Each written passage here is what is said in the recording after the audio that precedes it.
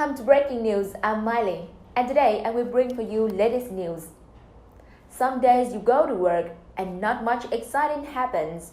Other days you go to work and the White House describes you as similar to Russian Communist revolutionary Vladimir Lenin and former chair of the Communist Party of China Mao Zedong.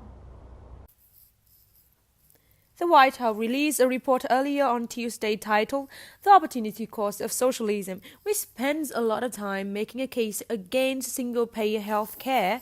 It includes this paragraph. Modern journalists and analysts routinely claim that single-payer programs are more efficient and thus are similar in spirit to Lenin and Mao, who justified government takeovers on the basis of virtues of single-payer programs.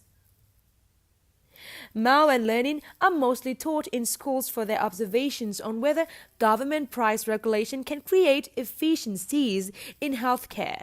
This is why the health system of Canada, France, the United Kingdom, and Germany, not to mention America's Medicaid, Medicare, and Veterans Administration health programs, all having painting of Mao hanging in their foyers. But this part of the White House report is actually a good moment to examine a belief that I've long held as a healthcare reporter, one that I still believe even after reading this report. Healthcare system where the government set prices are more efficient than those where prices vary dramatically from one health plan to another, and this lower cost across the board for patients. As Mao, Lenin, and I all agree, as do leaders of every other wealthy planet in the world, that's a good thing. Lots and lots of studies conclude that our administrative costs are significantly higher than those of our peer countries.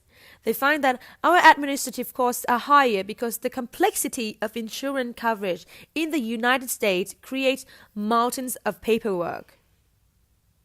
Consider, for example, this report from Journal of the American Medical Association JAMA, which finds that about 8% of medical spending goes toward administrative costs compared to 1 to 3% in our peer countries. They find that physicians in the United States also reported having a higher level of administrative burden than those in the other 11 high-income countries that the report looks at. In the survey, 54% of American doctors say issues related to insurance are a major problem. And weirdly, the White House report takes a moment to acknowledge this, noting that Medicare, a government-run health care program that sets health care prices, has lower administrative costs than private insurers.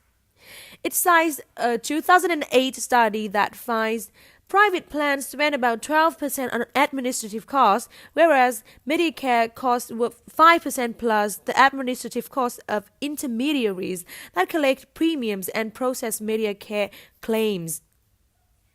The reason that other countries have lower healthcare spending is that their government-set prices are significantly lower than ours. The most powerful tool that our peer countries use to tamp down on healthcare spending is price regulation. The increased efficiency and reduced administrative costs are a nice byproduct of this. The healthcare prices in the United States are, in a word, outlandish. On average, an MRI in the United States costs $1,119. That CAT scan costs $503 in Switzerland and $215 in Australia.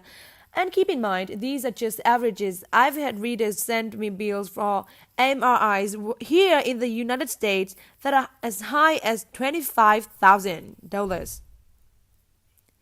In 2003, a team of influential economists published a paper pointing out that prices are the key problem in American healthcare.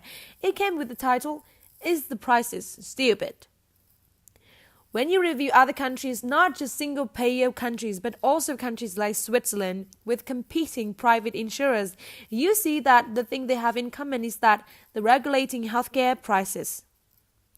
The decision regulate prices does come with trade-offs. Regulating prices requires government to make difficult decisions about what benefits will and won't be offered. To negotiate down pharmaceutical prices, for example, the government has to be able to say no to certain drugs it thinks it can't get a good deal on. It's possible, too, that lower spending could reduce innovation in healthcare if the US is no longer throwing a fifth of its economy into healthcare. That could reduce incentives for pharmaceutical companies and others to keep pursuing groundbreaking new treatments. There are debates we absolutely ought to be having about these trade-offs. Do we think lowering healthcare prices is worth or the outcome where sometimes certainly people won't have insurance coverage for benefits they believe they need? Are we okay sacrificing some innovation to make healthcare more affordable for all? But I do think there is a strong body of research to suggest that countries that price regulate to end up with more efficient, cheaper healthcare system as a result, and not just in the Maoist China. And with that, ladies and gentlemen, we have reached the duration of today's program. Thank you for watching.